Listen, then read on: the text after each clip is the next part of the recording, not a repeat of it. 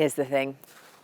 You want to go electric, but a full-on pure EV perhaps just feels a bit like too much of a leap.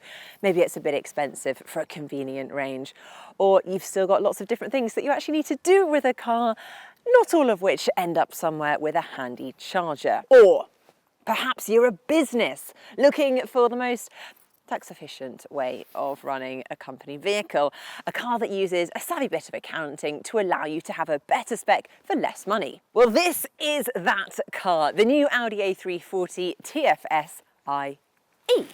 And I feel that if you are interested in premium plug-in electric hybrids, then you should probably go straight to YouTube and have a look at a video that I've done on the Seat Leon e-hybrid, which is essentially exactly the same car, except a couple of grand cheaper. So go over there now, like immediately, and watch my video rather than hers, and like and subscribe, and also write nice things on my video, because it's a lot better and it's cheaper, and that's basically like what we are. I'm better but cheaper than she is. Is he still talking?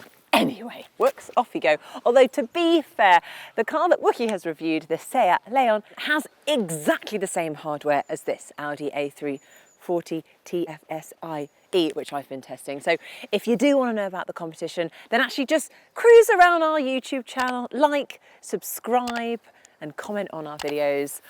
Although do it on my video rather than his. I mean, it's not a competition, I just need to win.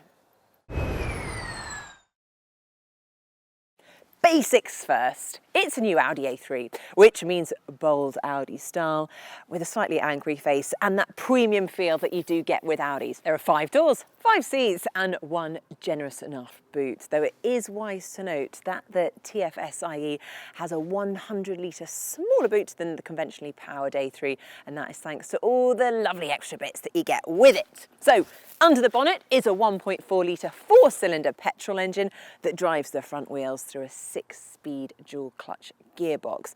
It kind of acts like an automatic, but it also comes with those paddles to play with if you want to change gear yourself. Now the techie bit, the electric motor sits with the gearbox and is powered by a 13 kilowatt-hour battery that sits underneath the car. So that means you get double flap fun. Yeah, I said that. I'm talking about one for petrol and one for electricity.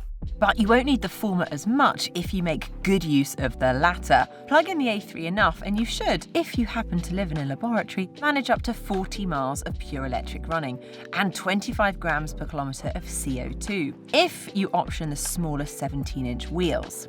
Now that translates into a theoretical 235 to 282 miles per gallon. Now remember, big wheels look good, but need more energy to move. And if you opt for the 18-inch wheels, which this car has, then actually the EV-only range drops to below 40 miles. That means you jump from a 6% benefit in kind to 10%. Now, to fleet users, that's a big deal. So Audi offers a no-cost option to downgrade, so you can get the better spec car with the more efficient, smaller wheels. Still not bad for a car with 201 brake horsepower, 0 to 62 miles per hour in 7.6 seconds, and a top speed of 140 miles per hour, right?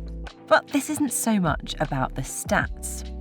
This is about how this Audi actually makes you feel. After all, you can get this exact technology in several other brands from the Volkswagen Group parent company. Stuff like the Skoda Octavia, VW Golf GTE, and yes, Wookie's Seat Leon.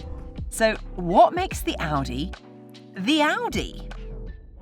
Well, as I've mentioned, it looks like one. This is the new Audi A3, so it looks even more Audi-esque. I mean, take the front grille, for example. You can't miss that, and that just oozes Audi. Plus, I love the nice, crisp and sculpted bodywork. It's probably not a head-turner, but it's still handsome, and I think it looks expensive.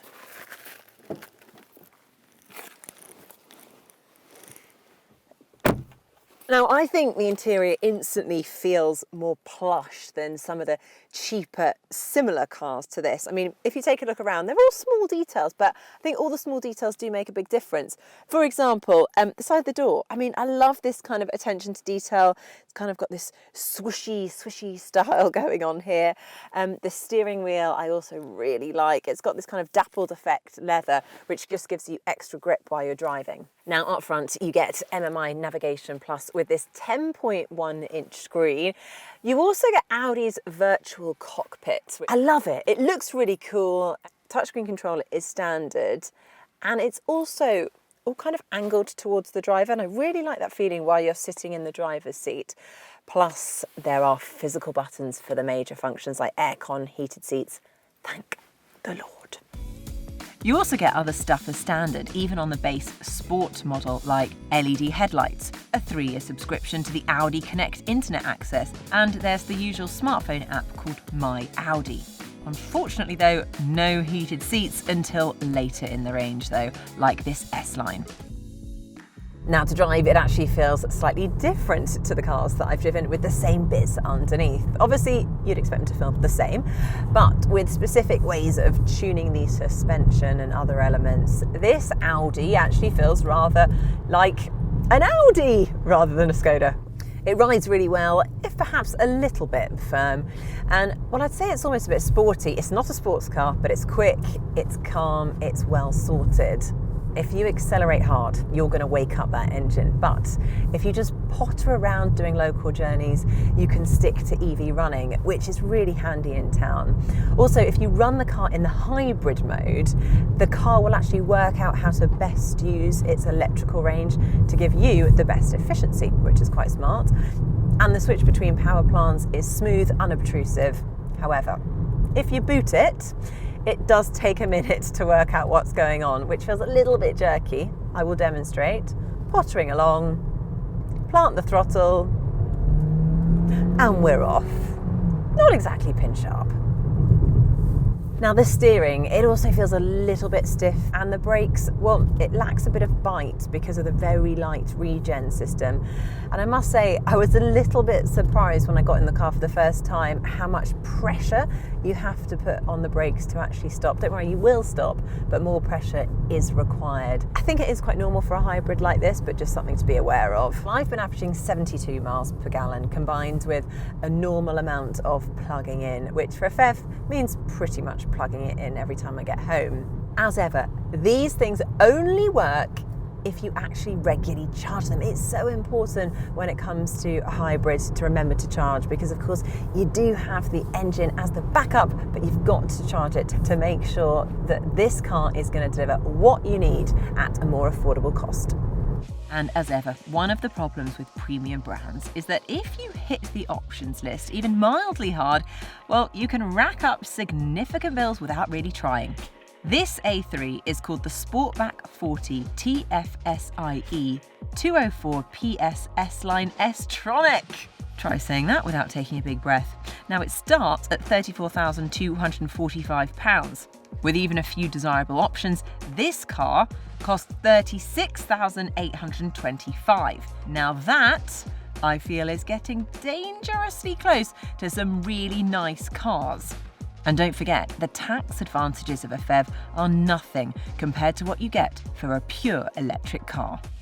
I don't think you necessarily want to go out immediately and get your hands on one. It's nothing groundbreaking, but it is a well-built premium hatchback. If you look at it compared to its competitors, it's slightly cheaper competitors, I've got to say, then I still think this has the edge. And actually the price difference is pretty marginable. As ever, if you want to know more about anything electrified or any of Audi's competitors, then please do check out electrifying.com and see what we've got for you. There is plenty to keep you busy.